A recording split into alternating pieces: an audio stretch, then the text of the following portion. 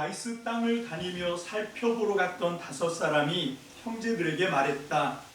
이 집에 에봇과 집안 우상과 드라빔과 새겨 만든 우상과 녹여 만든 우상이 있다는 것을 아시나요? 이제 여러분이 어떻게 하실지 알아보세요. 그 5명은 그리로 가서 미가의 집에 있는 젊은 레위 사람의 집에 들어가서 그에게 잘 지내는지 물었다. 단 사람들 가운데서 무기를 갖춘 600명은 성문 입구에 서 있었다. 그 땅을 다니며 살펴보러 갔던 5사람이 올라가서 그리로 들어갔다. 새겨 만든 우상과 에봇과 집안 우상 드라빔과 녹여 만든 우상을 집었다. 그 제사장과 무기를 갖춘 600명은 성문 입구에 서 있었다. 이 5사람은 미가의 집에 들어가서 새겨 만든 우상과 에봇과 집안 우상 드라빔과 녹여 만든 우상을 집어가지고 나왔다. 그러자 그 제사장이 그들에게 당신들은 무슨 짓을 하고 있는 것이요? 하고 따졌다. 그들이 그에게 대답했다. 아무 말도 하지 마십시오. 손을 입에 대고 우리와 함께 가시다. 우리의 어른과 제사장이 되어주십시오. 한 사람 집의 제사장이 되는 것이 좋은가요? 이스라엘 지파와 가문의 제사장이 되는 것이 좋은가요? 그 제사장은 기분이 좋아서 에봇과 집안 우상 드라빔과 새겨 만든 우상을 가지고 그 사람들 가운데로 들어갔다. 그들은 발길을 돌려 떠났다. 어린 아이와 집짐승과 값진 것들을 앞세웠다. 그들이 미가의 집에서 멀어졌다. 미가의 집에 이웃하는 여러 집 사람들이 한데 모여 단 사람들을 따라잡았다. 그들이 단 사람들을 부르자 단 사람들이 돌아보고서는 미가에게 물었다. 무슨 일로 이렇게 사람들을 불러 모아오셨나요? 그가 대답했다. 내가 만든 신들을 여러분이 가져갔고 제사장도 데리고 가버렸군요. 나에게 무엇이 더 남아있나요? 그런데도 나더러 무슨 일이냐고 묻나요? 단 사람들이 그에게 말했다. 우리에게 그런 소리 더는 하지 마세요. 사람들이 분노하여 당신들을 덮쳐 당신과 당신 집안 사람들의 목숨을 거두어 갈지도 모르니까요. 단 사람들은 그들이 가던 길을 갔다. 미가는 그들이 자신보다 더 강한 것을 보고 발길을 돌려 자기 집으로 돌아갔다. 단 사람들은 미가가 만든 우상들을 가져갔다. 그가 자신의 제사장으로 삼은 사람도 데려갔다. 그들은 라이스로 평온하고 안전하게 살고 있는 사람들에게로 가서 그들을 칼로 쳐 죽였다. 그리고 그 도시를 불로 태워버렸다. 그들을 건져내 줄 사람이 없었다. 그곳은 시돈에서 멀리 떨어져 있었기 때문이다. 게다가 그곳 사람들은 다른 곳 사람들과 아무 일도 함께하지 않았기 때문이다. 그곳은 베드로업에 딸린 골짜기에 있었다. 단 사람들은 도시를 만들어 그 안에서 살았다. 그들은 그 도시의 이름을 단이라고 했다. 이스라엘에게 태어난 자신들의 조상 단의 이름을 붙인 것이다. 이와는 달리 그 도시의 이전 이름은 라이스였다. 단 사람들은 자신들을 위해 우상을 새겨 만들었다. 모세의 손자이자 게르솜의 아들인 요나단과 그의 여러 아들이 단지파의 제사장이 되었다. 그 땅 사람들이 사로잡혀 갈 때까지 그러했다. 미가가 새겨 만든 우상은 자신들에게 그대로 두었다. 하나님의 집이 실로에 있었던 동안 그렇게 했다. 아멘. 할렐루야. 좋으신 하나님 감사합니다. 오늘도 우리가 주님께 예배하며 주님 주를 찬양하며 주님께 간구하며 또한 주님의 거룩한 보좌 앞에 우리가 모여 섰습니다. 우리 주님, 우리에게 주님의 말씀을 사모하는 우리에게 오늘 이 시간 하나님의 나라를 살아갈 수 있도록 이 험한 세상에서 우리의 삶이 세상에 동화되지 않고 하나님이 기뻐하시는 거룩한 삶 될 수 있도록 그 생명을 공급하는 능력과 은혜의 말씀을 우리에게 허락하여 주옵소서.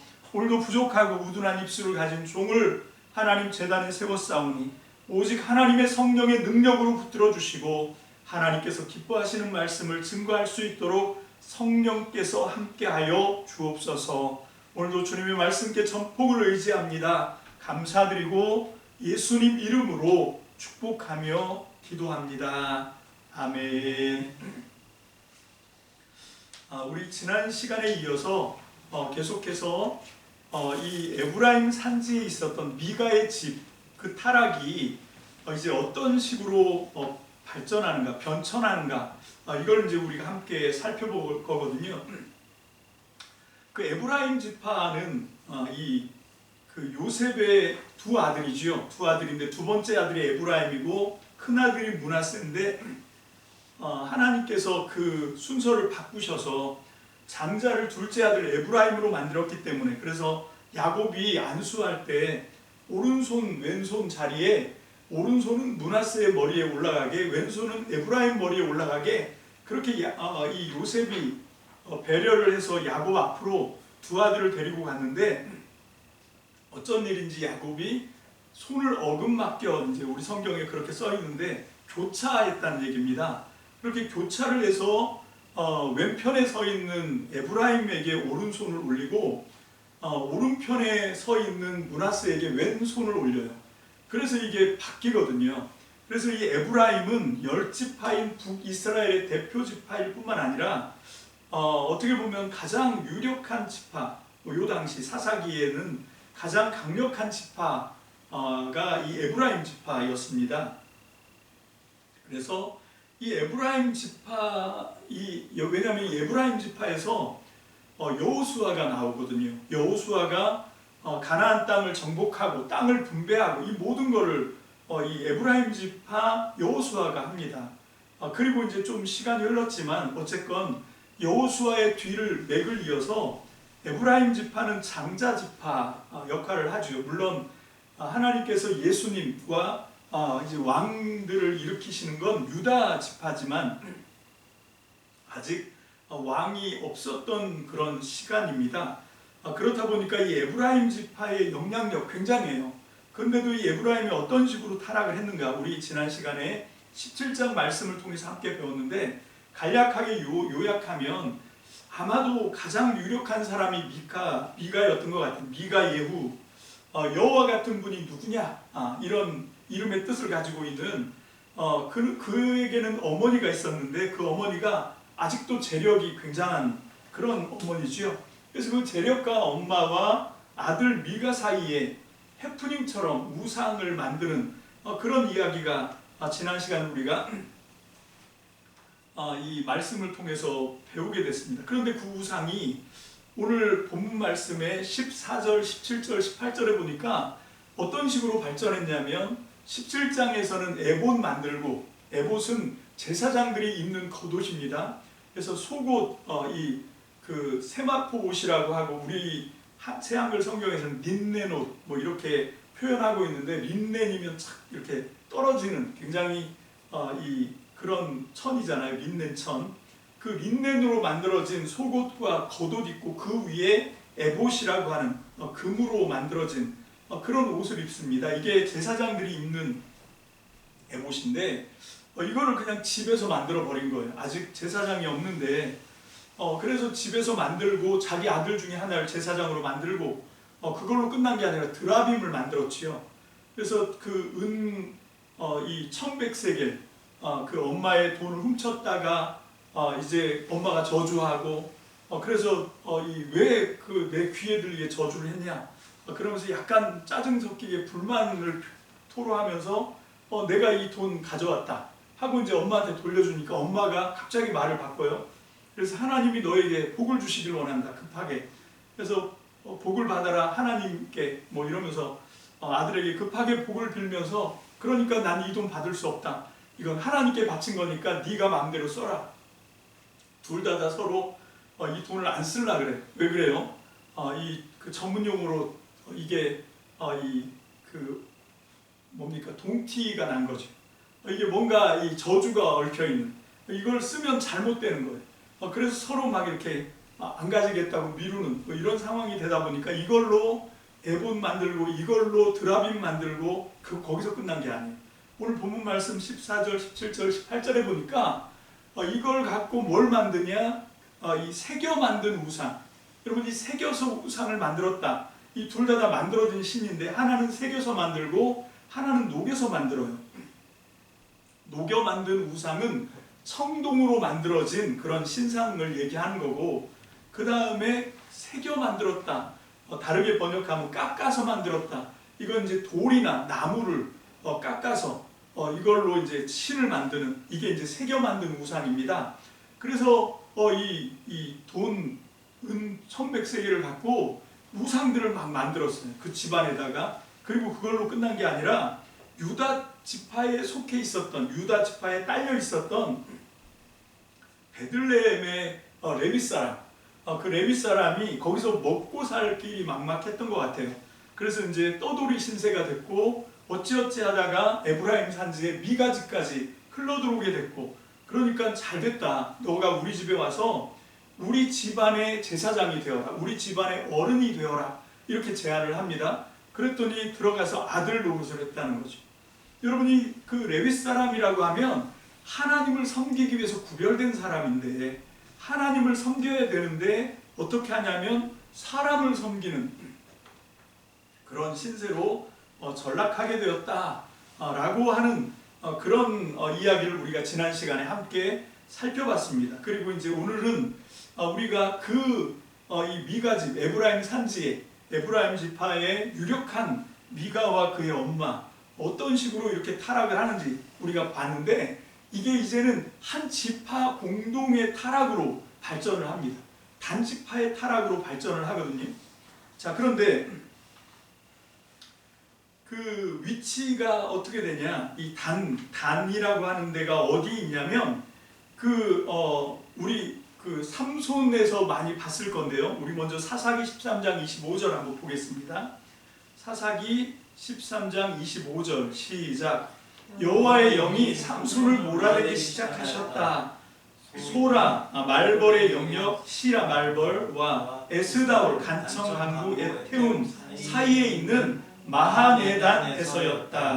여러분, 이 마하네단이라고 하는 이게 이제 어디 나오냐면, 이 우리가 읽지 않은 본문 앞에 12절에 보면 마하네단이라고 하는 명칭이 나오거든요. 거기가 이제 이 진을 친 곳인데, 그게 무슨 뜻인가 하면 단의 진영, 단의 진지, 단의 주둔지 뭐 이런 뜻입니다. 마하네단, 여기가 삼손이 태어났던 동네인 거예요. 그래서 그 삼손이 태어난 동네, 이 단 사람들이 이 진을 치고 주둔을 했던 곳. 그런데 왜 주둔을 했냐면, 사실 이 사사기 13장 25절 한 절이 이 단지파의 어떤 처지, 단지파의 현상을 그냥 여실히 보여줍니다. 원어에서 잘 보면, 그 원어에 보면 소라라고 하는 지명이 나오는데, 그 소라라고 하는 뜻은 말벌을 시라라고 하거든요. 그 말벌의 영역, 말벌이 있는 곳, 뭐 이런 뜻이에요. 그게 소라입니다. 그리고 에스다울은 뭔가 하면 간청하다, 간구하다, 막 애간장이 높다, 뭐 이런 뜻인 거예요. 그러니까 이게 무슨 뜻인가 하면, 제가 우리 단톡방에 지도를 하나 올려드렸는데요. 그 지도, 두 번째 지도입니다. 거기 보면 그 단이 두 군데 나오는 걸 우리가 볼 수가 있죠. 단. 그 이스라엘의 중간 이 갈릴리와 그 사이 지중해 편의 서쪽에 보면 단지파가 있어요. 맨 밑에 유다 지파와 접경을 이루는, 이게 단지파거든요. 자, 이제 첫 번째 지도로 한번 가서 보시면, 그 첫 번째 지도는 이 필리스티아 블레셋의 5지파가 거기 나오고 있습니다. 그 5지파가 어떻게 되냐면, 5도시인데 가사, 가장 남쪽에 있는 도시예요. 그 다음에 아스글론, 이게 이제 지중해를 끼고 아스글론, 아스돗 이렇게 쭉 올라갑니다. 그리고 이제 그 바로 옆에가 가드, 이 아스글론과 가드는 맨 위에 붙어 있는 동네입니다.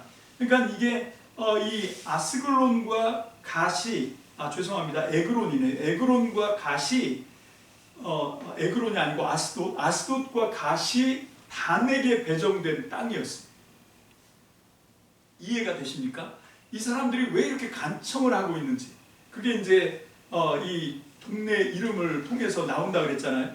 여러분, 여기에 보면 에스다올이 간청하다.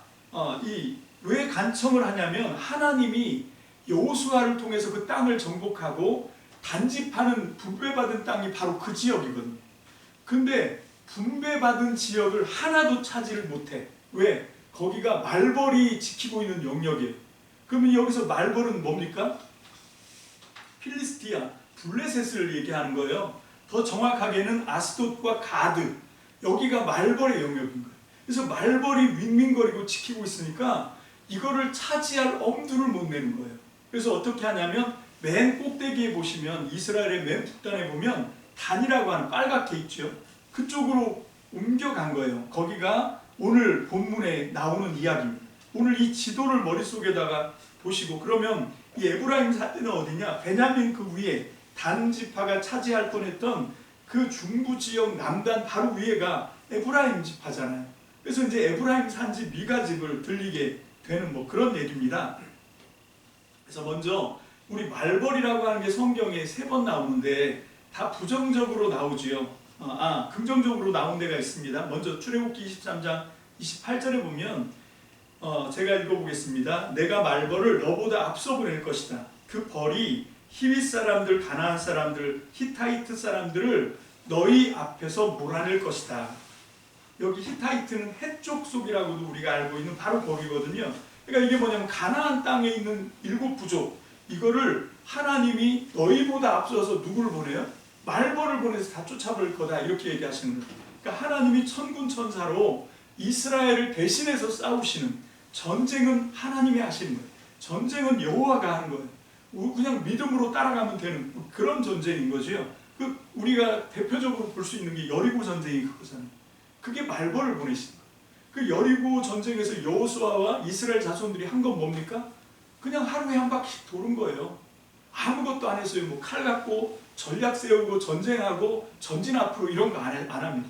그냥 그 여리고 성을 삥삥 도는 거예요. 그 마지막 날 7번 돌고 소리치니까 무너져요. 이게 하나님이 너희보다 먼저 말벌을 보내서 이 가나안 부족들을 다 쫓아내 줄게 하고 말씀하시는 바로 그거지요. 거기에 말벌이 한번 나오고 시라. 그리고 신명기 7장 20절 봅니다. 시작. 또한 말벌을 여호와 그대의 하나님이 그들에게 내보내셔서 남아있는 사람들과 그대 앞에서 숨은 사람들이 마침내 죽게 하실 것입니다. 이것도 이제 똑같은 말씀이고요. 여호수아 24장 12절 시작. 내가 말벌을 너희보다 앞서 보내어 아모리 사람들의 두 임금을 너희 앞에서 내쫓게 했다. 너희 칼이나 활로 그렇게 한 것이 아니다. 여기 이제 지도를 다시 보시면 두 번째 지도에 그 단이라고 써 있고 그 오른쪽에 보면 여기가 이제 길르앗 지방이거든요. 그 갈릴리 바다와 요단강의 오른쪽 동편인데 거기에 보면 므낫세, 갓, 루벤 이렇게 이제 3개 지파가 거기를 차지하고 있는데 그 동쪽 므낫세라고 맨 꼭대기는 여기가 바산입니다. 예언자들이 바산의 암소 뭐 이런 얘기 하잖아요. 여기 단과 함께 이 오른쪽 바산 지역 여기가 굉장히 비옥해요. 여기에 있는 소들은 굉장히 덩치도 크고 살도 찌고 뭐 그런 게 이 바산이거든요. 이 바산 왕 오, 그 다음에 아모리 왕 시온, 이 동쪽 부족을 하나님이 여호수아를 통해서 모세의 시대죠. 모세가 이 지도를 할 때 하나님이 모세를 통해서 이 아모리 사람들의 두 왕을 정복합니다. 그게 바산 왕 옥과 그리고 아모리 왕 시온, 이 두 왕을 동쪽에서 정복해서 이 동쪽에 있는 땅 루벤, 갓, 므낫세 반지파 차지하게 하는 그 얘기예요. 그게 이제 여기 여호수아 24장 12절에 여호수아가 회고하면서 얘기하는 거예요. 그때 모세 선생님이 계실 때, 인도자 모세가 계셨을 때 하나님이 말벌을 보내서 아모리의 두 왕, 아모리 왕 시온과 바산 왕 옥을 너희 앞에서 내쫓고 너희의 힘으로 그렇게 한 게 아니다. 칼이나 활로 그렇게 한 게 아니고 하나님이 우리를 위해서 해주신 것이다. 은혜로 된 거다. 뭐 이 얘기를 하죠. 이때 이제 말벌 얘기가 나옵니다. 무슨 그림인지 그림이 대충 그려지시죠? 자, 그런데 지금 여기 소라라고 하는, 시라가 말벌이고 소라라고 하는 게 말벌이 윙윙거리는 지역인 거예요. 그게 이스라엘 사람들한테는 어디냐면 블레셋이에요. 그래서 블레셋 그 사람들이 차지하고 있는 특히 이제 에그론하고 가드라고 우리가 알고 있는 에그론 아스돗이요. 아스돗과 가드 이 사람들이 정복하고 있는 그 도시를 지금 단이 정복해야 되는데 엄두를 못 낸 거예요. 그 여기 가사라고 하는 필리스티아 땅은 요즘 우리가 알고 있는 가자지구 바로 거기입니다.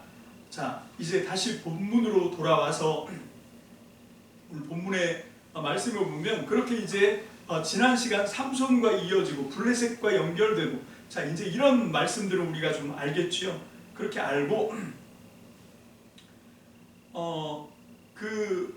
조금 더 한번 생각해 보면 이게 이제 전체적인 맥락에서 단지파가 무슨 역할을 했는지 우리가 좀 알아봐야 되는데 그래서 이 단과 그 다음에 또 한 도시 이게 이제 열왕기상 12장 28절 29절 먼저 말씀을 한번 보고 시작하겠습니다. 열왕기상 12장 28절 29절 시작. 임금은 조언을 들은 다음에 금송아지 둘을 만들었다. 그리고는 그들에게 말했다. 예루살렘으로 올라가는 것은 이제 됐다. 보라, 너의 하나님이다. 이스라엘 너를 이집트 땅에서 올라오게 해주신 분이다. 그는 그 둘 가운데 하나를 베델에 놓고 다른 하나는 단에 두었다. 자 여기 이제 여기 임금이 누구냐면 여로보암이에요. 이 여로보암이 이때가 언제냐면 주전 922년입니다. 솔로몬이 죽고 솔로몬의 아들 르호보암을 이제 왕으로 세우려고 할 그때거든요. 르호보암이 왕이 되려고 할 때 북이스라엘 10개 지파가 이제 하나가 돼서 뭉쳐서 이 르호보암을 찾아와서 누굽니까? 솔로몬이 너무 우리를 아주 탄압하고 우리를 완전히 힘들게 해서 우리가 그 학정에 시달리다가 보니까 너 어떻게 할 건지 한번 얘기해 줘 봐라. 우리 솔로몬처럼 하면 우리 못 견딘다. 이제 이렇게 얘기를 한 거죠. 했더니 르호보암이 지혜로운 지혜로운 나이 많은 신하들의 말을 들은 게 아니고 자기 친구들의 말을 듣고 이게 참 지도자들이 잘 해야 되는데 지도자들이 백성들을 막 학정을 하니까 어떤 일이 벌어졌냐 10개 지파가 반란을 일으킨 거예요. 그래서 10개 지파가 이제 우리는 더 이상 너네랑 상관이 없다. 우리가 왜 니네 집안하고 얽히냐? 너는 유다로 가라. 이제 이렇게 르호보암을 쫓아내고 10개 지파가 이 여로보암을 왕으로 세운 거예요. 근데 여로보암이 임금이 되고 보니까 이제 다시 그 두 번째 지도를 한번 그려보시면 이게 유다와 베냐민 지파가 이제 시므온 지파는 저 위로 올라가 버리고 유다와 베냐민 지파가 모여서 더 쪼그라듭니다. 그렇게 해서 작은 땅을 차지하고 이 유다 땅 그 밑에는 산지 빼고는 나머지는 다 광야 사막이에요. 그래서 여기는 그 네게부라고 하는 광야 사막 지역이라 그렇게 쓸만한 땅이 없습니다. 바로 그 유다 땅 옆에 사해가 붙어 있거든요. 여기는 정말 척박한 땅이에요. 좋은 땅은 저 북쪽에 다 있습니다. 갈릴리를 중심으로 해서 있고 그 다음에 저 위에 단, 바산 뭐 이런 게 다 좋은 데인데 북이스라엘은 비옥한 땅을 다 차지해버려요. 사마리아, 이 평야 뭐 이런 거 전부 다 차지하고 유다 지파에게는 조금 좋은 게 뭔가 옛날 블레셋이 차지했던 그 지중해 연안에 있는 그 띠를 띠고 있는 거기밖에는 기댈 만한 그런 땅이 없습니다. 나머지는 다 비옥한 땅은 이스라엘이 다 차지하는데 어쨌건 10개 부족이 이제 들고 일어나서 여로보암을 왕으로 세워버린 거예요. 그래서 이제 유다와 베냐민 지파로 딱 떨어져 나오고 나머지 12지파가 에브라임 지파를 중심으로 12지파가 모여서 여기서 이제 여로보암이라고 하는 왕을 세우고 거의 에브라임 지파에서 왕이 나오지만 북이스라엘은 계속 왕조가 바뀌어요. 자, 그렇게 하면서 이제 이 나라가 갈라진 게 주전 922년인데 문제가 뭔가 하면 그리고 이제 200년 뒤에 722년에 아수르한테 멸망하는데 이 여로보암이 왕이 되고 보니까 문제가 하나가 생겨요. 그게 뭔가 하면 그 성전이 예루살렘에 있는 거예요.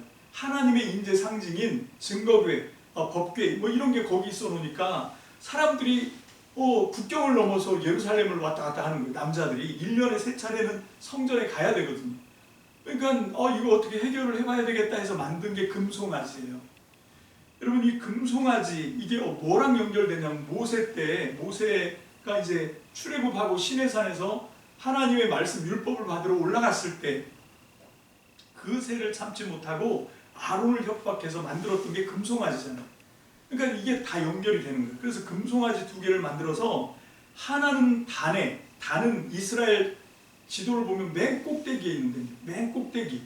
그리고 하나는 어디다가 놓냐면 이 에브라임 땅에 있었던 게 베델인데요. 베냐민 바로 위에 있어요. 이 베델이라고 하는 곳에 또 금송아지 하나를 놔요. 그러니까 이스라엘 사람들이 가까운 거리에 있는, 뭐 북쪽 사람들은 단으로 올라가고 남쪽 사람들은 베델로 내려가서 금송아지를 여호와라 그러면서 섬기게 만드는, 이게 우상이죠. 이때부터 이제 북이스라엘은 이 잘못되기 시작하는 거거든요. 자, 그런데 여기 나오는 지명 하나가 단인데 이걸 이제 주목을 해봐야 된다는 거죠. 그렇게 해서 이제 이스라엘 백성을, 하나님의 언약의 백성인데 이 언약의 백성을 타락하게 한 지파 중에 하나가 누구냐? 단지파예요. 단지파는 이 사사기 17장 18장에서부터 하나님이 차지하라고 준 그 배당받은 분배받은 땅을 차지하지 않고 그 하나님 말씀을 들어야 되는데 그게 아니라 인간의 생각으로 여기는 어려워 하고 아예 들어갈 생각을 안 하고 어디 있었냐면 마하네단, 거기서 그냥 진을 치고 있었어요. 거기서 그냥 진을 치고 있다가 지금 여기 이 미가, 에브라임 산지에 미가가 살 때 미가 집에 이제 신전을 만들고 우상들을 막 만들고 에봇을 만들고 이 베들레헴에 있었던 떠도는 레위 사람을 데려다가, 이 사람이 나중에 누군지는 오늘 본문 맨 마지막에서 이제 밝혀집니다. 데려다가 뭘 하냐면 제사장을 세우지요. 우리 집의 제사장이 돼달라, 우리 집안의 어른이 되달라 해놓고 막상 들어가니까 월급도 쥐꼬리만큼 주면서 어른을 하는 게 아니라 자기의 제사장, 자기를 섬기는 제사장으로 둔갑을 시킨 게 이제 우리가 지난 시간에 살폈던 말씀입니다. 자, 그래서 여기 단지파가 얼마나 이 12지파의 연합을 깨고 타락하고 이런 것들을 지금 설명해 내고 있는 것 중에 그런 가운데인데, 여러분 창세기 49장 17절 보겠습니다. 창세기 49장 17절 다 같이 읽습니다. 시작. 단은 길 위에 뱀, 샛길 위에 독뱀을 터, 말 발 뒤꿈치를 물어 탄 사람이 뒤로 떨어질 거야. 자, 이건 누가 한 축복인가? 이게 축복인지 저주인지 모르겠는데, 야곱이 마지막 운명하기 직전에 12아들에게 주는 말이거든요. 근데 거기 보면 르우벤도 이 마지막 유언을 하는데 축복이 아니고 저주처럼 나가고, 레위와 시몬도 마찬가지예요. 그리고 이 사람들은 다 사연이 있어요. 사연이 있는데 아무 사연도 없는데 단을 이런 식으로 이 유언을 합니다. 그래서 어떻게 되냐? 나중에는 단지파가 아예 사라져요. 단지파가 12지파 연합에서 아예 사라지는데 그게 계시록 7장 5절로 8절입니다. 계시록 7장 5절 8절 시작. 유다 지파에서 12,000명이 인증도장을 받았습니다. 르우벤 지파에서 12,000명, 갓 지파에서 12,000명, 아셀 지파에서 12,000명, 납달리 지파에서 12,000명, 므낫세 지파에서 12,000명, 시므온 지파에서 12,000명, 레위 지파에서 12,000명, 이사갈 지파에서 12,000명, 스불론 지파에서 12,000명, 요셉 지파에서 12,000명, 베냐민 지파에서 12,000명이 인증도장을 받았습니다.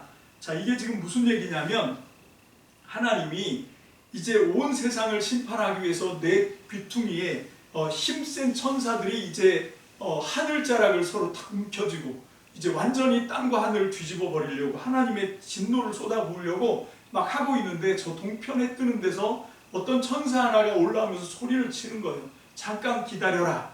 하나님이 하나님의 백성 이마에다가 도장을 찍어야 돼. 이 지금 환란이 일어나기 전에 하나님의 인을 받아야 되는 거죠. 그래서 이 인장 도장을 할 때까지는 너희가 좀 참아라. 그래서 그 도장 받은 사람이 14만 4천 명이라는 거예요. 근데 그 14만 4천 명을 어떻게 해서 계수가 되냐면, 여기 지금 12지파에 12,000명씩, 그러니까 12,000명 곱하기 12가 14만 4천 명인 거죠. 그렇게 해서 이제 도장을 치는데, 근데 여기 12지파가 나오는데 좀 약간 이상해. 뭐가 이상하냐?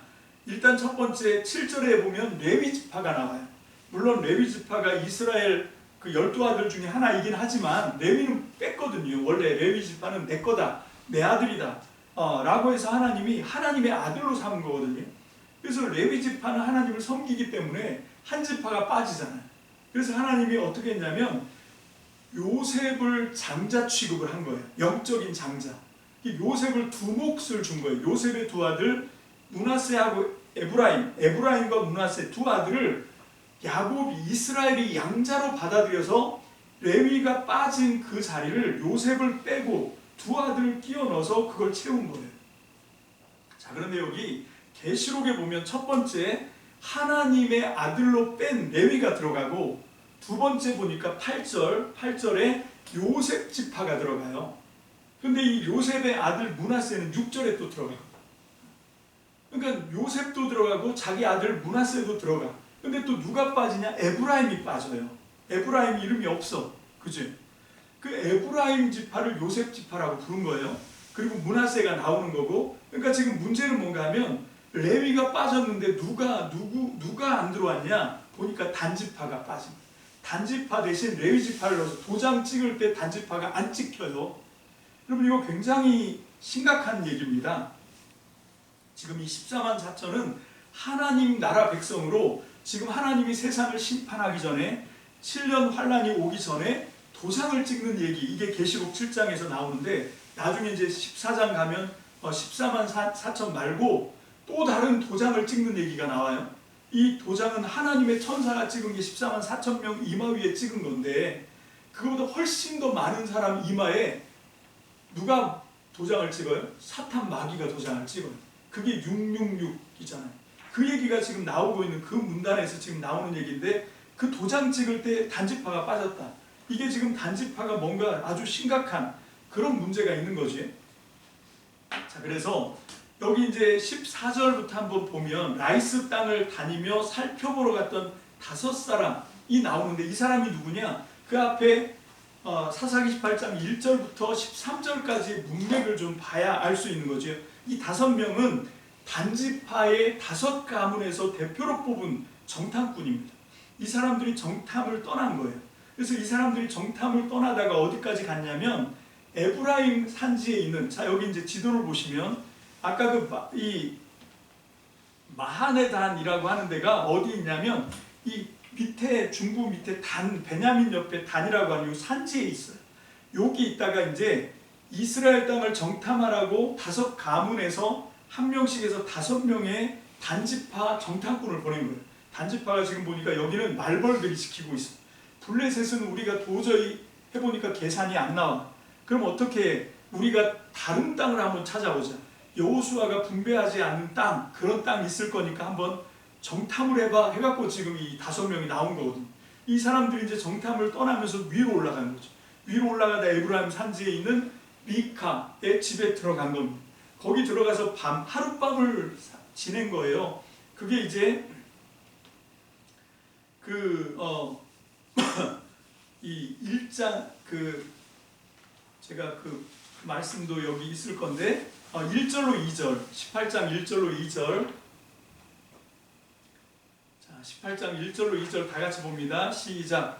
그 시대에 이스라엘은 임금이 없었다. 그 즈음에 단사람들의 지파는 나누어 받아 살 땅을 찾고 있었다. 그들에게는 이스라엘 지파들 가운데서 제비 뽑아 정해진 땅이 그때까지 없었기 때문이다. 단사람들은 여러 가문 가운데 5명 곧 그들 전체 가운데서 용사들을 소라와 에스다올에서 내보냈다. 그리하여 땅을 다니며 살펴보고 알아보도록 했다. 가서 땅을 알아보라고 그들에게 말했다. 그들은 에브라임 산지로 갔다. 미가의 집까지 가서 거기서 밤을 지냈다. 자, 이제 이 소라와 에스다올, 소라는 말벌 영역이고 에스다올은 강구하고 간청하다. 그러니까 하나님이 분배해 주신 땅을 막 찾고 싶은데 뜻대로 안 되는 거예요. 그래서 이 소라와 에스다올 사이에 그냥 단이 주둔만 하고 있었던 거예요. 땅은 하나도 못 차지하고. 그렇게 하다 이제 여기서 도저히 안 되겠다.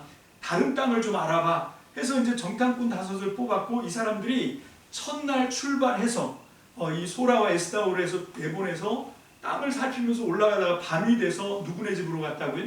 미가의 집 가서 하룻밤 신세를 진 거예요. 그래서 하룻밤 신세를 지면서 보니까 아침에 눈 떴는데 이상한 소리가 들리는 거지. 이게 무슨 소린가 봤더니 저쪽 집 어디선가 젊은 레위 사람의 그 뭡니까? 이 제사장들이 하나님 앞에 이 제사 지내는 그런 음성이 나오는 거죠.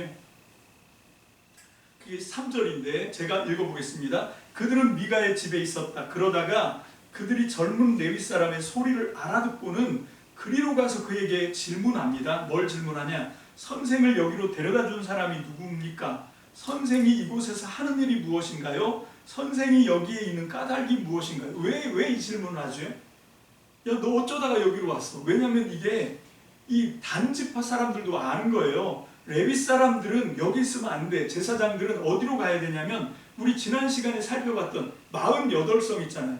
하나님이 레위 사람들의 몫으로 그 세 지파씩, 네 지파씩 해가지고 자기가 받은 땅에서 성들을 이렇게 레위 사람들을 위해서 내놓은 게 있잖아요. 기증한 거. 거기 위에 있어야 되는 사람이 왜 에브라임 산지에 와 있어? 이걸 물은 거예요. 그걸 물은 거고, 왜 여기서 이런 일을 해? 이거 물은 거고, 그 다음에 그 이유가 뭐냐? 이런 걸 물은 거예요. 그랬더니 이 젊은 레위 사람이 뭐라고 얘기합니까? 내가 이렇게 된 거는 미가 때문이고, 미가 이런 뜻이 뭐라고요?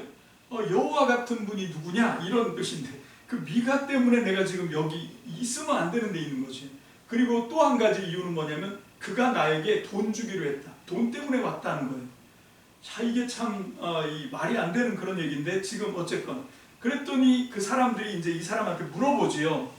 5절, 6절 다 같이 보겠습니다. 18장 5절, 6절 시작. 그들이 그에게 부탁했다. 하나님께 여쭈어봐 주세요. 우리가 가는 길이 잘 열릴지 알고 싶거든요. 그 제사장이 그들에게 대답했다. 걱정 말고 가세요. 여러분이 가는 길이 여호와 앞에 있으니까요. 자, 지금 이 사람들이 막 지금 너무 궁지에 몰렸어요. 진짜 지푸라기라도 잡아야 되는 진짜 생사고락간에 있는 거예요. 그러니까 지금 이제 여기 지금 있으면 안 되는 곳에 있어서 하면 안 되는 짓을 하고 있는 우상을 세워놓고 그 앞에 제사장 노릇을 하고 있는 젊은 레위 사람한테 자기들의 운명을 물어보는 거죠. 우리 가는 길이 잘 열릴까요? 이제 이렇게 물어보는 거예요. 자, 이제 우리가 연초가 됐습니다. 2025년 새해가 밝았는데 한 해가 시작될 때 우리 2025년이 어떤 식으로 우리가 될지 이 운명에 대해서 사람들이 다 궁금해 하잖아요. 그래서 토정비결을 보고 점쟁이들을 찾아가고 무당 찾아가고 그래서 2025년 한 해가 나한테 어떻게 될지를 물어보잖아요. 그래서 막 신접한 사람, 용하다는 사람 막 찾아가요. 그게 한 해만 아닙니다. 2025년 한 해만 궁금한 게 아니라 매일매일 하루하루도 궁금하잖아요. 그래서 보는 게 소위 일진을 본다 그래요. 일진. 이게 이제 육식갑자로 날짜를 이렇게 만들어서 일진이라고 하는데 오늘의 운세, 나의 하루의 일진이 뭐 사납다거나 흉하다거나 아니면 반대로 길하다 뭐 이런 점들을 막 보잖아요. 우리나라는 그게 별로 없는데 미국이나 유럽 같은 데 가면 전 세계적으로 유명한 게 포춘 쿠키라는 게 있어요. 과자인데 음식점에 가서 음식 먹고 후식처럼 주는 과자인데 받아서 깨물어 보면 그 속에 종이가 나와요. 비닐에 쌓인 종이가 나오고 그게 이제 오늘 내 운세 점치는 오늘의 운세 뭐 이런 거죠. 우리 인터넷 같은 데 보면 오늘의 운세 이런 게 어쩌면 이렇게 잘 되는 건지. 왜 그렇습니까? 이 앞날이 궁금하거든요. 여기 이 단지파에서 그 정탐하던 5사람도 우리가 갈 길이 어떻게 될지 궁금한 거예요. 그래서 이 사람들이 다 그런 궁금함을 갖고 있는 거예요. 전 세계 사람들이. 자, 그런데 참 신기하죠. 뭐가 신기하냐? 하나님은 그걸 또 안 가르쳐 주세요. 제가 작년 크리스마스 성탄절 때 우리 말씀 전했던 것 중에 하나가 그 톨스토이의 사람은 무엇으로 사는가? 거기에 보면 천사 미하엘이 해결해야 되는 질문이 뭐냐면 하나님이 문제를 내셨잖아요. 인간에게는 제한된 게 있다. 하나님이 허락하지 않은 게 있다. 그게 뭐냐? 그게 뭡니까? 우리의 미래를 모르는 거예요. 5분 후의 일을 우리가 알지 못하게 하신 게 하나님의 뜻이거든요. 근데 이렇게 뭐 포춘 쿠키나 아니면 용한 점쟁이들을 찾아가서 앞으로 우리가 어떻게 될까 이걸 물어보면 정말 귀신같이 맞춰줘. 용하게 맞춰요. 그래서 우리 미래를 잘 맞추는데, 아니 신들의 신, 정말 유일하신 신이신 하나님인데 왜 하나님은 우리의 미래를 안 가르쳐 주실까요? 왜 귀신은 귀신같이 잘 맞추고 용한 점쟁이한테 찾아가면 막 너무 속 시원하게 우리의 미래에 대해서 막 잘 맞춰줘. 그래서 거기 집사님들도 가고 권사님들도 가고, 집사님 권사님뿐만 아니라 사모님들도 막 많이 간다고. 이번에 점쟁이 하나가 또 이렇게 전향을 기독교로 전향하면서, 부산에 있는 분이에요. 부산에 간증하는 걸 들어봤거든요. 사모님들 손님이 엄청 많다고 뭐 이렇게 얘기해요. 참 웃픈 얘기죠. 우리도 궁금해하는 거죠. 예수 믿는 사람들이 궁금한데, 여러분 왜 하나님은 우리의 미래를 안 가르쳐 주실까? 왜 귀신은 알려주는데 왜 하나님은 안 가르쳐 주실까요? 이유가 있습니다. 이 질문을 바꿔봐야 돼요. 왜 사람은 자기 미래를 알고 싶어 할까? 왜? 자기가 자기 인생의 주도권을 잡으려고 그러는 거예요. 내 인생의 주인이 되려면 미래가 어떻게 될지를 알아야 돼요. 내 운명이 어떻게 될지를 알아야 진짜 내 인생은 내 거야 라고 주도권, 주인 행세를 할 수 있거든요. 다른 귀신들은 그걸 다 가르쳐 주는 거예요.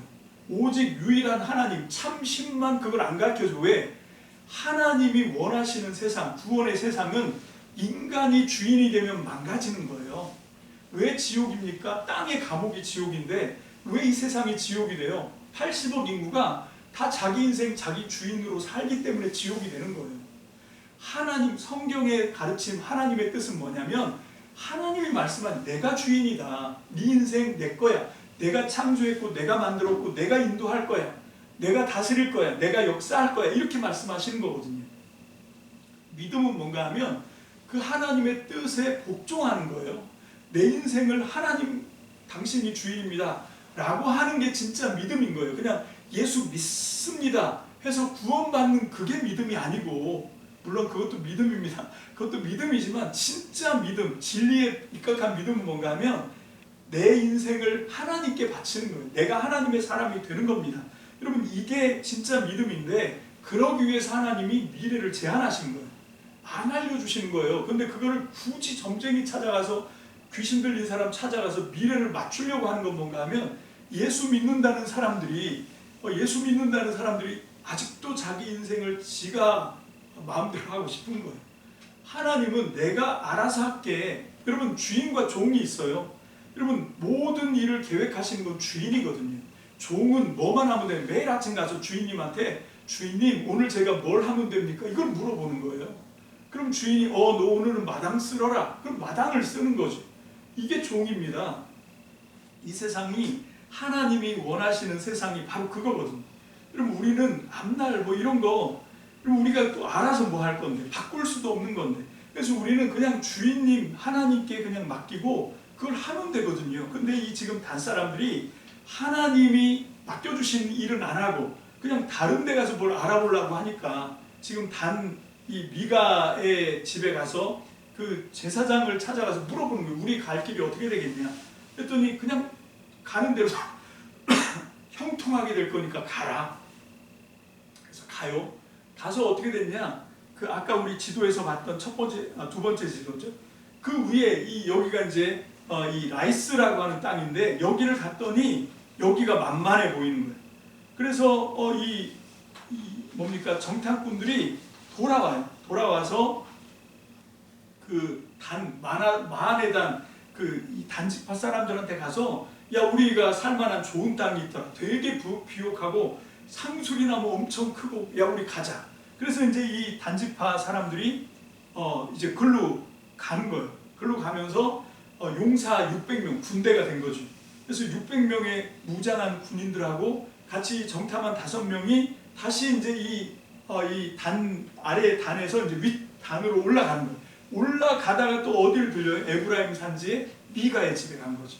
미가의 집쯤에 딱 가더니 5 형제가 다른 사람들한테 말을 하는 거지요. 그게 이제 14절 본문인 거예요. 이 집에 에봇과 집안 우상과 새겨 만든 우상과 녹여 만든 우상이 있다는 걸 아시나요? 아니 지들은 봤으니까 알지, 나머지 단지파 사람들이 어떻게 알아요? 그치? 자 이제 여러분이 어떻게 하실지 알아보세요. 여러분 이게 좀 번역이 참 재밌게 하긴 했는데 이게 너무 부드럽게 했지만 이건 거의 뭡니까? 이 도둑질 하자고 지금 협작을 하는 거예요. 저 집에 우상이 있거든 우리가 다 털어가자. 지금 이 얘기를 한 거예요. 그래서 먼저 그 5명이 그 젊은 레위, 그 레위가 그 집을 신전을 지키고 있잖아요. 그래서 그 젊은 레위, 한 집안의 제사장 노릇을 하고 있는 그 젊은 레위를 찾아 들어가서 이 잘 지내는지 물었다 이렇게 돼 있는데 그게 뭐냐면 샬롬이에요. 샬롬 이렇게 인사를 하는 거죠. 지금 우상과 애복과 다 훔쳐가려고 왔으면서 샬롬 이게 말이 돼요? 자 15절 그 5명은 그리로 가서 잘 지내는지 물었고 16절 그리고 나머지 사람들은 집 밖에 있는 거예요. 단 600명 무기를 갖추고 무장한 사람들은 성문 입구에 서 있었다 이렇게 되어 있습니다. 그리고 이제 그 땅을 다니며 살펴보러 갔었던 그래서 먼저 들어와서 하룻밤 묵었던 그러니까 신세를 진 집인데 은혜는 은혜로 안 갚고 지금 이 하는 짓을 보십시오. 그리고 이제 어떻게 합니까? 새겨 만든 우상 17절에 애보 집안 우상 녹여 만든 우상을 여기 집었다 이렇게 되어 있는데 이제 자기네가 이제 뭡니까? 이거 약탈을 한 거죠. 그 제사장 무기 갖춘 600명 이제 성문 입구에 있고 그렇게 이제 18절에 똑같은 내용이 반복돼요. 5사람이 미가의 집에 들어가서 신전에 들어가서 새겨 만든 우상 에봇 집안 우상인 드라빔까지 녹여 만든 우상 다 싹 약탈 집어가지고 가지고 나오려고 하니까 제사장이 뭐라 그래요? 18절 그러자 제사장이 그들에게 당신들 지금 무슨 짓 하는 거요? 하고 이제 따지는 거지요. 19절 다 같이 볼까요? 시작. 그들이 그에게 대답했다. 아무 말도 하지 마십시오. 손을 입에 대고 우리와 함께 갑시다. 우리의 어른과 제사장이 되어 주십시오. 한 사람 집의 제사장이 되는 것은 좋은가요? 이스라엘 지파와 가문의 제사장이 되는 것이 좋은가요? 자 그리고 이제 25절 보겠습니다. 25절 다 같이 25절 시작. 단 사람들이 그에게 말했다. 우리에게 그런 소리 더는 하지 마세요. 사람들이 분노하여 당신네들을 덮쳐 당신과 당신 집안 사람들의 목숨을 거두어 갈지도 모르니까요. 자 지금 이건 누구냐면 미가가 이제 이 자기 우상 신전에 있던 우상 드라빔 그리고 에봇까지 다 약탈을 당했다라고 하는 걸 아니까 이제 동네 사람들을 다 모아가지고 뒤쫓아온 거예요. 뒤쫓아와서 이제 시비를 건 거죠. 그랬더니 뭐라고 얘기합니까? 입 닫어 얘기하는 거예요. 소위 우리 최근에 경험했던 것 중에 하나가 입틀막이라는 게 있잖아요. 뭐라고 항의하면 입 틀어막고 팔다리 번쩍 들어서 이렇게 쳐버린. 그러면 이게 얼마나 포갑적입니까? 얼마나 자기 마음대로 하는 거예요. 자기 집에서 그 많은 은 1100세겔 그거를 들여서 지금 우상을 만든 거거든요. 그 일 자체가 잘못된 거지만 어쨌건 자기 재물을 들여서 그렇게 만들었는데 미가 건데 그래서 미가 집에 신전도 만들고 우상도 만들고 거기다가 이제 떠도는 젊은 레위 사람하고 계약을 해가지고 제사장까지 만들어놨는데 싹 다 훔쳐가는 거예요. 아까 우리 읽었던 18절 그렇게 제안을 이 19절에 제안을 하죠. 야, 너 미가 한 집안에 한 사람 밑에서 제사장 노릇하는 게 좋을 것 같아?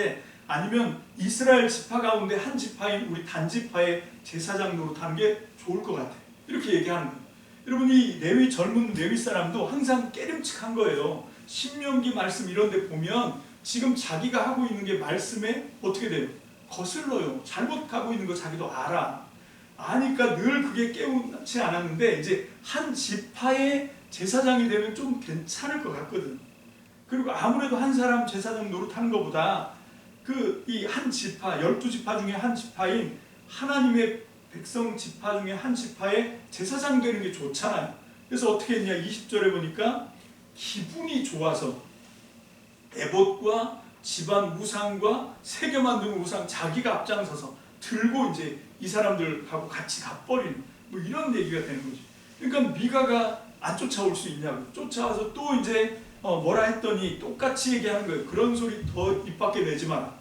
너 죽여버릴 거야. 이렇게 지금 협박하는 거예요. 더 떠들면 우리 가만 안 둔다. 이렇게 얘기하니까 미가가 계산해 보니까 자기가 지금 이 모집해서 데리고 온 마을 사람들보다 여기 단지파 사람들이 훨씬 더 세거든요. 이 사람들하고 붙었다가는 이 목숨을 부지하기가 힘들 것 같은 거예요. 그래서 어떻게 합니까? 포기하죠. 은 1100세겔을 들여서 우상 숭배, 이 우상을 만들고 이 에봇을 만들고 드라빔을 만들고 했던 모든 것 그냥 한순간에 다 날아가 버리는 거예요. 그래서 결국 미가는 이 실망하고 이제 돌아가고 단지파 사람들이 이걸 갖고 이제 올라가서 라기스 지방에 가서 그 라기스 사람들을 칼로 다 죽여버리고 다 불태워버리고 그 도시를 차지합니다. 그 도시를 차지해서 거기에 이제 단이라고 하는 이름을 붙여가지고 거기 땅을 이제 차지해서 살지요. 자, 그렇게 하는데 그 30절 보겠습니다. 30절 시작. 단 사람들은 자신들을 위해 우상을 새겨 만들었다. 모세의 손자이자 게르솜의 아들인 요나단과 그의 여러 아들이 단지파의 제사장이 되었다. 그 땅 사람들이 사로잡혀 갈 때까지 그러했다. 자, 지금 이 17장부터 미가 집에 떠돌던 젊은 레위 사람, 그랬다가 이제 한 사람의 제사장 노릇보다 한 지파의 제사장 노릇하는 게 그냥 보기에도 좋아 보여, 그럴듯해 보여. 그래서 이렇게 변절했던 사람이 누구냐 봤더니 여러분들은 별 감흥이 없죠. 그래서 여러분들이 유대인이 아닌 거예요. 유대인이 보면 까무라칠 노릇입니다. 모세에게는 누가 있어요? 아들이 있어. 아들이 둘인데 하나는 엘르아살, 그 다음에 게르솜. 게르솜이 형이거든요. 게르솜과 엘르아살이 있고 그 다음에 그 게르솜의 몸에서 난 아들이 있는데 그게 누구냐? 요나단인데 그 요나단이 지금 여기 나오는 등장하는 이 사람이라는 거예요. 그러니까 요나단이 이 사람인지 아니면 그 요나단의 아들들 가운데 하나인지 뭐 그건 정확하지 않지만 중요한 건 뭐냐? 이 가문이 모세 가문이라는 거. 모세의 자녀들 중에 하나가 이 단 지파에서 우상 숭배하는데 앞장을 섰다. 이게 참 기가 막힐 노릇인 거죠. 자, 이제 말씀을 정리하겠습니다. 오늘 이 말씀을 보니까 17장에 에브라임 산지에 살았던 미가 한 사람의 타락, 한 집안에 우상 만들어 놓고 에봇 만들고 드라빔 만들고 그렇게 타락했던 그 타락이 결국은 한 지파를 타락하게 만들고 이게 나중에는 이스라엘 전체를 타락하게 만드는 그런 데로 가는 거죠. 그래서 우리가 이게 정말 죄를 무섭게 생각해야 된다는 것입니다. 가볍게 생각했다가는 그냥 조금 들어왔는데 나중에는 공동체 전체를 망가뜨리는 그런 문제가 되는 거예요. 그래서 하나님의 말씀을 아는 사람들은 그 하나님의 말씀대로 지켜 살려고 애를 써야 되고 잘못하는 어떤 것들을 보이면 하나님의 말씀을 우리가 그냥 가볍게 생각해서는 안 된다 라고 하는 그런 경고를 우리가 해야 되는 거죠. 자, 지금 이 사사기 시대에 보면 이 사사기 시대 이때가 언제냐면 이제 아직 왕이 없어요. 이스라엘 왕조 시대로 들어가기 직전 사사시대 말기 그럼 한 1100 주전 1100년 경이거든요. 1100년 경이고 그 1100년 경에 지금 단지파가 어떤 식으로 타락을 하게 되는지가 잘 설명이 되고 있어요. 오늘 본문 말씀에 보면 단지파가 타락하는 게 두 가지인데 첫 번째는 뭔가 하면 하나님이 분배해 주셨던 땅 그걸 믿음으로 들어가면 어떻게 되겠습니까? 단지파가 저 꼭대기까지 안 올라가고 이 유다 지파와 붙어 있는 그 지역을 블레셋과 전쟁하면서 그 땅을 차지해야 되겠다라고 마음을 먹었으면 어떻게 될까요? 오늘 본문 말씀에 그 힌트가 있어요. 어떻게 됩니까? 하나님이 말벌을 보내서 그 땅 차지하게 해주시지. 저는 그렇게 믿습니다. 근데 이 단지파가 해보지도 않고 포기하고 가는 거예요. 하나님이 도와주실 걸 믿지 않고 뭘 합니까? 자기 미래를 점쳐요. 이 우상을 섬기는 사람한테 가서 제사장 노릇하면 안 되는 사람이에요. 아론의 자손이 아니거든. 모세의 자손이지. 근데 이 우상 갖다 놓고 에봇 갖다 놓고 드라빔 갖다 놓고 그렇게 한 사람을 위해서 제사장 노릇하는 그 젊은 그 사람, 나중에 봤던 요나단인지 요나단의 아들인지 하여튼 그 사람한테 가서 물어보잖아요. 우리 앞길이 어떻게 되겠냐. 그러면서 그 사람을 자기 지파의 제사장으로 갖다가 끌어와 버리는 이런 모습을 우리가 볼 수 있게 되는 거죠. 여러분 이런 것들을 보면 이 당시에도 영적인 타락이 점점 변화하면서 점점 깊어져가고 있는 그런 모습을 보지만 또한 이 말씀의 거울로 오늘 저와 여러분들의 삶을 좀 비춰보면 오늘 이 시대상을 한번 대입을 해보면 오늘 우리가 살고 있는 이 시대에도 이 타락이 만만치가 않다는 것입니다. 왜 그 타락이 생겼냐? 여러분 그것은 하나님의 말씀을 따라가지 않고 상황을 쫓아가기 때문에 그래요. 오늘 우리가 정말 너무 안타까운 그 현실 속에서 교회들이 정말 제대로 자기 역할을 하지 못하는 모습들을 보거든요. 뭐 저도 교회 지도자니까 저를 포함해서 뭐 다른 사람들을 제가 유체 이탈해서 나는 괜찮고 너희들만 이 얘기를 하는 게 아닙니다. 저를 포함해서 왜 이런 일이 벌어졌는가? 하나님의 말씀이 아니라 주변의 상황, 조건 이런 것들과 타협을 하다 보면 이렇게 되는 거예요. 지금 우리나라 교회가 타협한 게 뭐가 있냐면 이 공산주의 이념 여기랑 이게 결탁이 돼서 그래요. 우리가 하나님의 말씀에 진리를 붙들고 어떤 상황에 던져지든지 하나님의 말씀의 핵심으로만 우리가 순종하고 살겠습니다. 우리가 주인이 아닙니다. 이렇게 했으면 절대 여기 빠지지 않았을 건데 옛날 이승만 정권 때부터 여기 우리 교회들이 앞장서기 시작했고 그게 그냥 군사 독재 시대에 계속해서 교회가 나팔수 노릇을 했어요. 여러분 광주 사태를 일으키고 군부 독재가 세워졌을 때도 그 사람들 면죄부주는 역할을 교회가 앞장서서 했습니다. 그러면서 교회도 같이 이 좋은 것들을 나눠 먹었죠.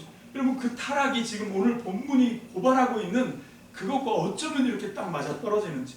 근데 오늘도 역시 마찬가지로 정권의 편에 붙어서 불의한 정권의 편에 붙어서 정말로 그 말도 안 되는 이념에 사로잡혀서 그렇게 하는 모습을 보면 지금 여기 하나님의 말씀의 진리를 떠나서 이 단지파가 어떤 식으로 이 우상에게 넘어지는지 또 미가가 어떤 식으로 우상과 에봇과 드라빔을 만드는지 이런 것들을 하나님이 성경으로 말씀으로 기록하게 하셨단 말입니다. 왜 이 말씀을 우리가 성경으로 받아야 할까요? 왜 오늘 우리가 이 말씀을 읽고 묵상해야 합니까? 오늘 우리 시대도 똑같다는 것이죠. 지금 이 사사시대 말기에 이 타락상과 오늘 우리가 타락하는 모습이 다르지 않다는 것입니다. 그래서 우리는 이 미가와 그 다음에 단지파의 그런 죄로 넘어지고 우상을 숭배하고 하나님에게서 이제 멀어져서 공동체를 부패하게 만드는 그 일을 보면서 우리도 경각심을 가지고 우리도 잘못될 수 있구나 하는 마음을 갖고 다시 우리가 경각심을 가지고 두려움을 가지고 하나님의 말씀으로 돌아가야 돼요. 하나님의 말씀을 더 깊이 연구하고 하나님의 말씀에 순종하는 저와 여러분들 되시길 주님의 이름으로 축복합니다. 아멘. 그래서 하나님이 성경 66권을 우리에게 자로 주신 거예요. 이게 그 캐논이라고 하는 말인데 성경이 캐논인데 이게 뭐냐면 척도, 자를 얘기해. 갈대로 만든 자. 여러분 이 자가 뭐 하는 겁니까? 재는 거잖아요. 지금 우리의 믿음이 진리에 합당한지 아닌지를 재는 게 하나님의 말씀이에요. 오늘 우리가 살폈던 이 사사기 18장의 말씀 사실은 전체 내용이지만 이 말씀을 통해서 우리는 지금 제대로 가고 있나? 나는 지금 우리의 삶을 사는데 제대로 가고 있나? 그 중에 우리가 건드렸던 문제가 있습니다. 그게 뭡니까? 하나님이 주인이어야 되는데 내가 주인이 되려고 하는. 여러분 이것도 심각한 문제예요. 그래서 우리가 자꾸 우리의 미래에 대한 관심, 그래서 우리 앞날이 어떻게 될지 이 관심. 여러분 믿음이라고 하는 건 하나님이 내 인생의 주인이고 내 미래를 하나님이 다 결정하셨고 예비하셨다. 이걸 믿는 거예요. 나는 그저 그분이 끄는 대로 가는 거죠. 당장 내가 속해 있는 이 세상이 내 마음에 안 들 수 있어요. 내가 정말 이것 때문에 불행하다고 생각할 수 있습니다. 여러분 그렇지만 그걸 바꾸는 게 믿음이에요.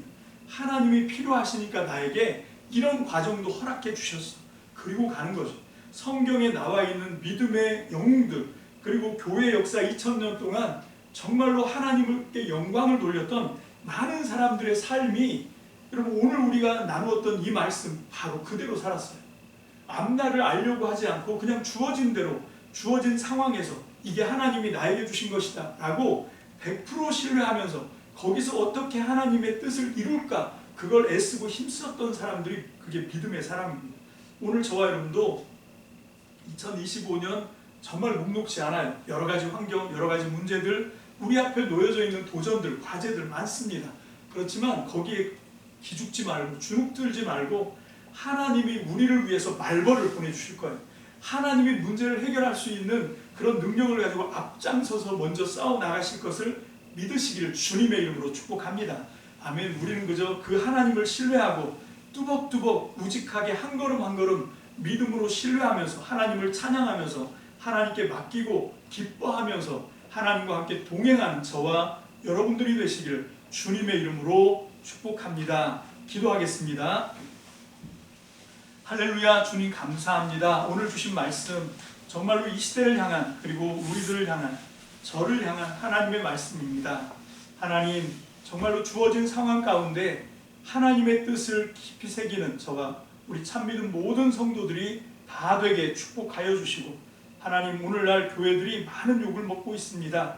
하나님, 이제라도 정말로 이 흑암 가운데서 광명을 발견하고 하나님의 진리의 말씀에서 답을 찾고 우리가 어떤 길에 서야 하는지, 어떤 행동을 해야 하는지, 어떤 선택과 어떤 결단을 해야 하는지를 바르게 깨달을 수 있도록 주님 지혜와 계시로 함께하여 주시옵소서. 전폭을 주님께 맡겨드립니다. 감사드리고 예수님 이름으로 축복하며 기도합니다. 아멘.